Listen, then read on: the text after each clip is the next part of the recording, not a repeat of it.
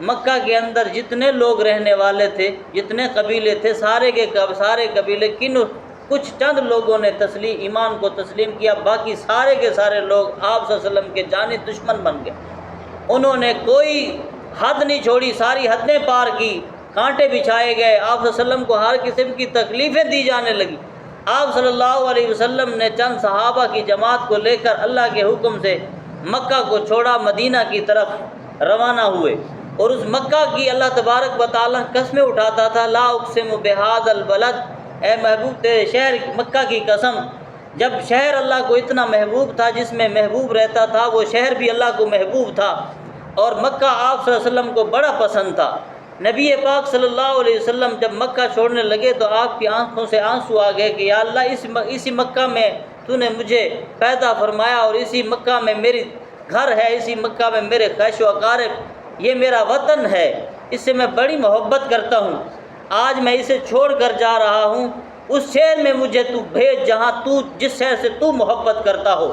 اور یثرب کے اندر اللہ تبارک و تعالیٰ نے نبی پاک صلی اللہ علیہ وسلم کو حکم دیا کہ آپ مدینہ کا نام یثرب تھا، وہاں تشریف لے جائیں۔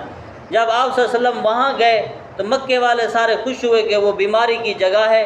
اور وہاں جب یہ گئے ہیں تو وہاں بیمار ہو کے خود بخود ہی ختم ہو جائیں گے، مگر انہیں یہ نہیں پتہ تھا کہ اللہ تبارک و تعالیٰ نے ترقی عطا فرمانی ہے۔ نبی پاک صلی اللہ علیہ وسلم کا وہاں کا قدم رکھنا، اور مدینے کی بچیوں نے وہاں پہ دف بجانا، اور آپ صلی اللہ علیہ وسلم کے راہوں کے سامنے ایسے باہیں کھولی ہوئی تھی، انتظار میں تھے، اور آپ صلی اللہ علیہ وسلم کا استقبال کیا۔ ان کو کیا پتہ تھا مکے والوں کو کہ اللہ کی رحمت کیا ہوتی ہے، مدینے والوں کو پتہ تھا کہ اللہ کی رحمت ہمارے گھروں کے اندر تشریف لا رہی ہے۔